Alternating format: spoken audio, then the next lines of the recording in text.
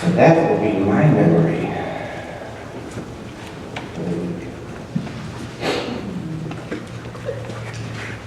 When I was, I don't know, probably 13 years old, took a trip, I think it was to Portland, maybe. I don't remember exactly, but it was someplace where they have strange cab drivers. And we got in a cab, and we were on our way to someplace, and the cabbie told me in that cab ride that by the time I was this age, I would be able to bring down an airplane in mid-flight with the power of my mind. That was San Francisco, so maybe not such a surprise. So that guy was a little kooky, right? But today, I'm thinking maybe he wasn't so kooky. I'm not going to bring down the plane with my mind today. But I am going to make water out of congregation. And I'm going to tell you that flowers can talk. And you don't even have to tip me at the end of that. But first I want to, I wonder if you all remember, I think they still do this actually, but do you remember the wave? Like at stadiums, they do the wave. So I would like us to do the wave. And we'll do it just with our arms, all right? We'll start over here, and on my go, you just swing your arms up, and you guys know how to do the wave, right? Do we have to review how to do the wave? Oh, you guys do, good, okay. But first we need I think we need a sound effect, so not necessarily like a woo, but more like a wave, like the sound of the ocean. Yeah, so when you do the thing, make the noise, all right? So we'll do it once there and once back, all right? Are y'all ready? Are you ready, Cheryl? Okay, here we go.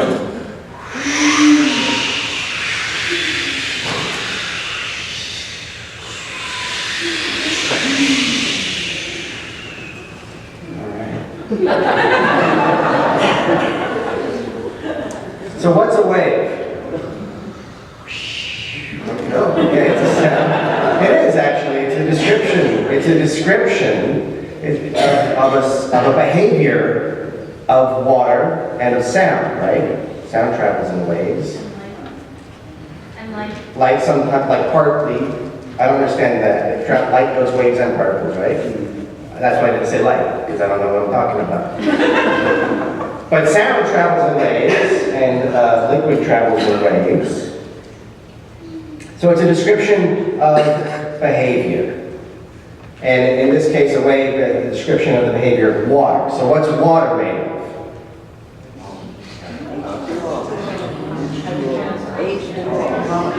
Molecules. What two molecules, right? It's made of two hydrogen and oxygen. And how many parts oxygen? One. Rex, can you be my oxygen? Can you stand up? I need you to be my oxygen. Rex is my oxygen. I need 2 hydrogen atoms now. All right, we got 1 hydrogen and 2 hydrogen. Okay, come on up here. Now I need you guys to combine. Right? But actually, that's a weak bond. That's all the way down. Okay.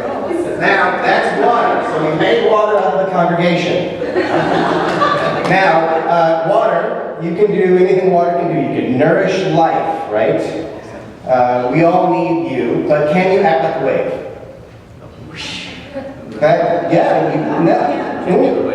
Is that a wave, congregation? Say no. Okay, thank you for proving my point. I'll tell you what it is in a second. You might evaporate.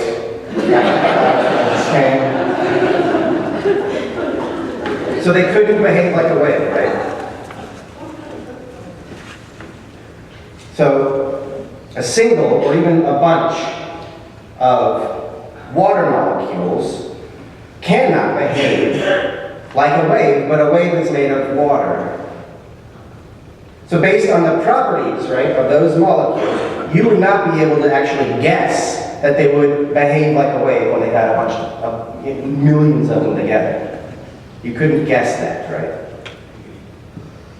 So if you put a bajillion water molecules together, put a bajillion water molecules together. All right, so now each of you are the equivalent of 1 billion water molecules, which is actually pretty much true.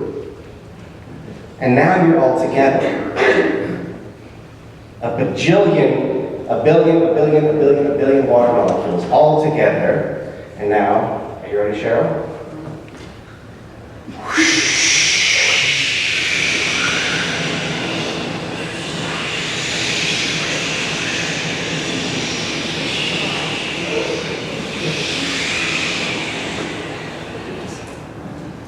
Did you do that? A bajillion water molecules and an AV guy can make a wave. And so I do this in order to illustrate one of my favorite concepts that I only understand in part. And it is that of emergence.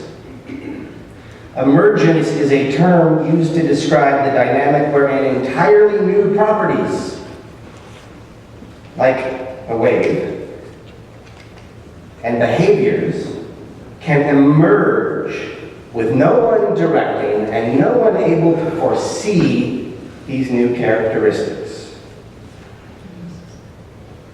So to oversimplify, the phrase is the sum is greater than the whole, or the whole is greater than the sum of its parts. So a wave, or to be precise, liquidity, is an emergent property of gathered water. All right, so that's fascinating, but so what?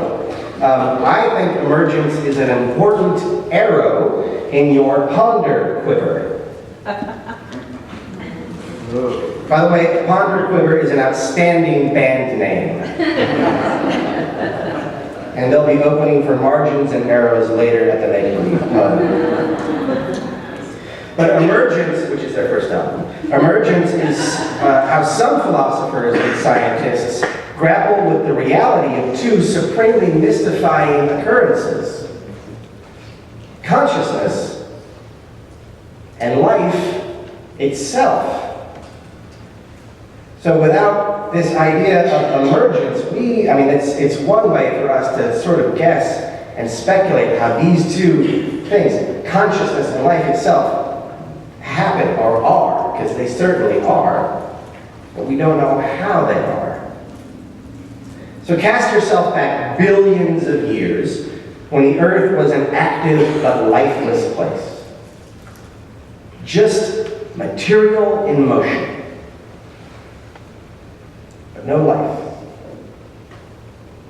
How does life come from no life? Because at some point, that happened. One kind of state of being, non-living atoms and molecules, produced a totally new and different state of being, life. So one alternative to emergence in this case is that maybe that there is a life force, some kind of animating principle of force that is a feature of the universe. So the metaphor in this case, if you could imagine, is a flute. You should have a flute. It's dormant until wind passes through it, which produces a third thing, a sound. So in this case, matter, like the earth, is a flute, and the wind is this cosmic life force, and embodied life is the third thing. But then even in that case, music or sound is still an emergent phenomenon. So we're still at emergence. So maybe I'm trying to think of alternatives, right? And maybe there's a life force, but it's more like a light. in that light is only visible if it hits matter. If you shine a light in space and you look through it, or in a dark room and you look through it, you cannot see the light beam until it hits something. Then you can see the light. So, in that way we can imagine life itself roaming through the vacuum of space, or maybe being part of the vacuum of space, until it alights upon a form hospitable enough to host it, a planet, or an ooze on that planet. Either way, emergence or this life force speculation, there is something going on that is not reducible to matter that makes up its parts. Something else is born. And this is true of consciousness as well as life. So generally we figure consciousness is a function of the brain, right? But your brain is just an organ containing billions of neurons that perform a very simple function, which is to relay electrical messages across synapses to their neighbors. It's a physical action. Yet out of all of those firings, somehow arises a psychological phenomenon, the conscious mind. And from there we get romance and poetry and horror and democracy and religion. And it cannot be reduced to the mechanical pushing of neurons from synapse to synapse. So humanity, by the way, is not the sole residence of consciousness. I would say many animals, and perhaps even some plants, have some kind of consciousness, but ours is a particular kind of consciousness that can form abstract thoughts like resurrection, or justice, or ponder quivers. We can reflect on our actions. We can appreciate beauty. We can make poems and celebrate flowers. We can think metaphorically, and it might be that we only think metaphorically. So what does any of this have to do with Easter, or equinox, or flower communion? Maybe nothing. Maybe everything. But basically, this stuff just blows my mind. It's a goddamn miracle that we're here at all. And then the other side of that is that, miraculous as we are, we won't be here for very long. And because you can consider that consciously, you must consider it. That is the cost or blessing of consciousness. So in the blink of an eye, you're here and gone. In that blink, you have to consider what your life, in the face of your death, is going to be spent doing. How are you going to connect? How will you embody the miracle of you? Unlike anything else in the entire galaxy, you can express that. It's insane. Everything you do is an expression of a miracle. So, do it. How will you love the world? How will you be miraculous? And flowers have something to teach us about that. Flowers, our consciousness, our metaphorical projector, maybe metaphysical projector too, is capable of listening to lessons brought to us by flowers.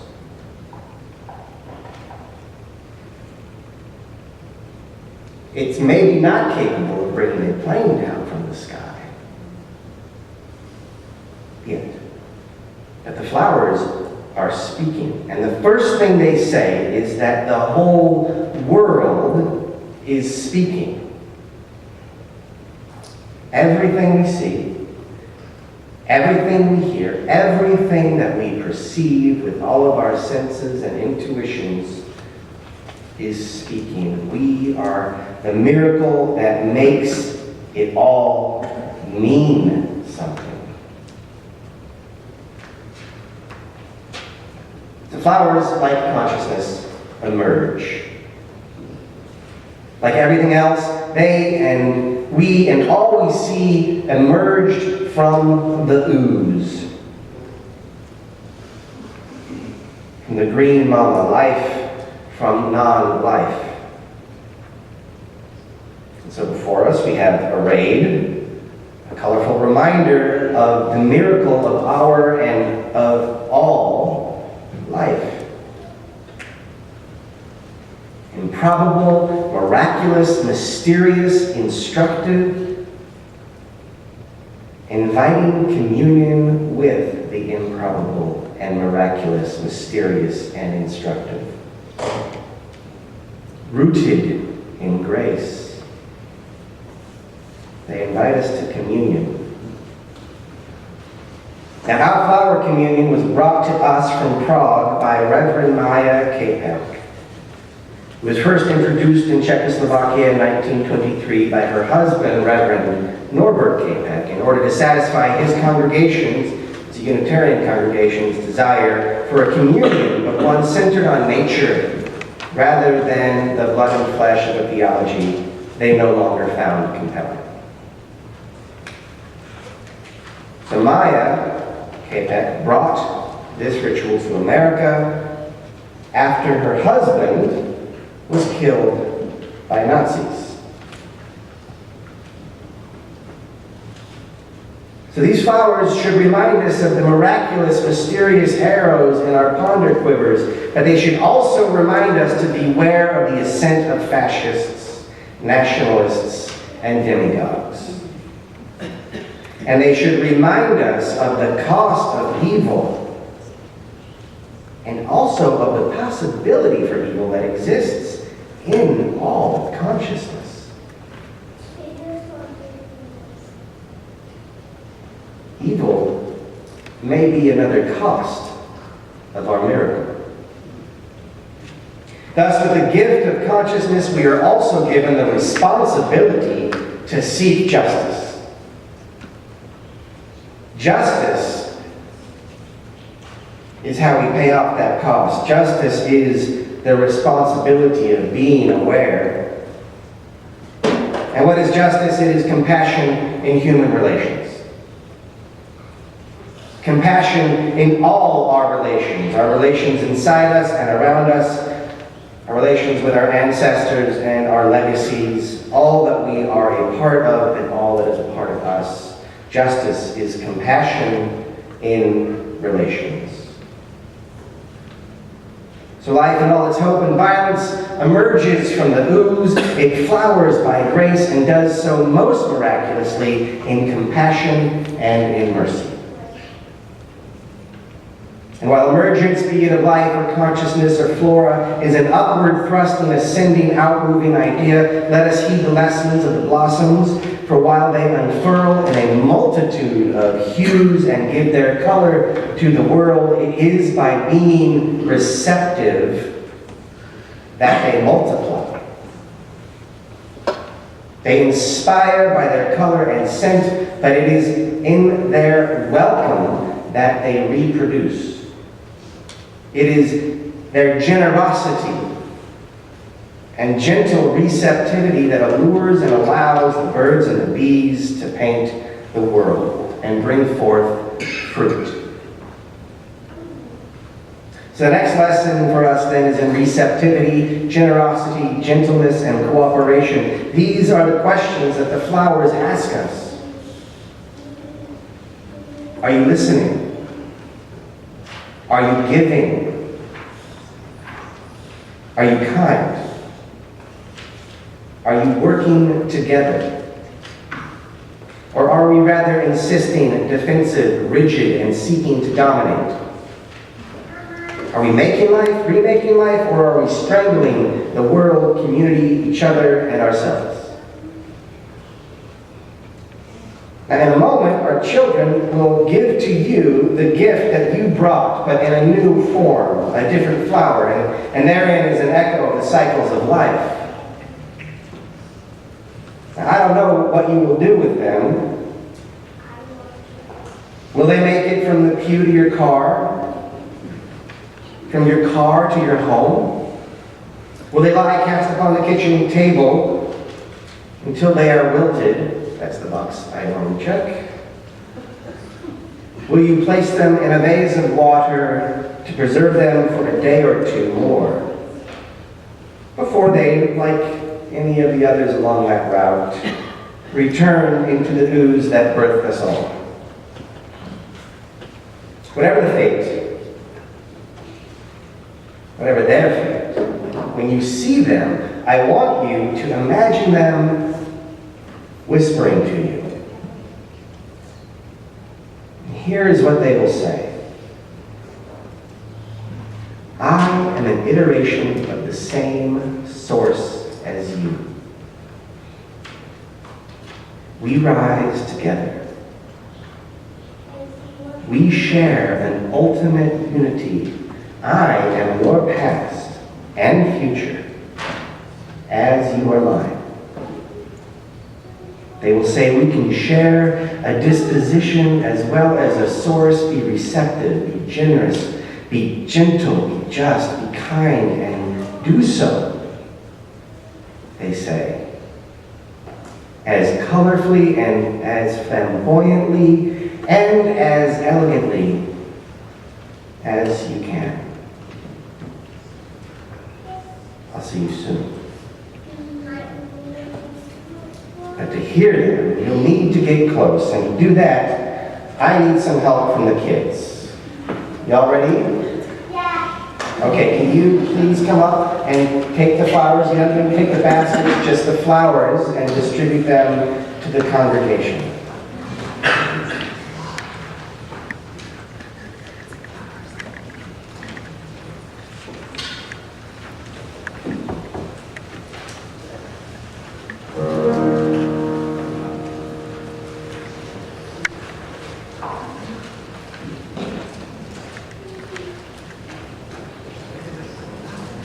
Lord,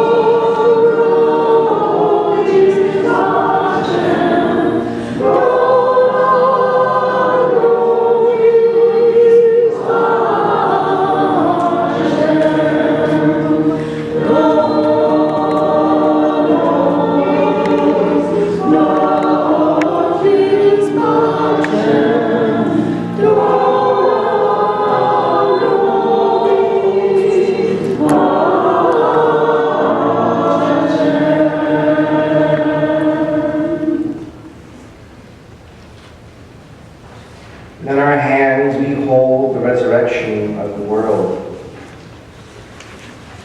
Transient and imperfect these blossoms are still gifts of infinite value, like ourselves. Too often we seek permanence and perfection, resisting change. Blind to our shortcomings, we become caught up in the petty issues and routine activities of our daily lives. But may these flowers serve as a reminder as they allow themselves to open to the heavens. For despite their imperfections, they still have integrity, and though they are transient, they contain the seeds of transcendence, like ourselves. Let us then also open ourselves to mystery and wonder, fretting not about the small mishaps or even, for now, great misfortune, for the resurrection of the world is at our fingertips. The resurrection lies within us. Let us keep a moment of silent appreciation together.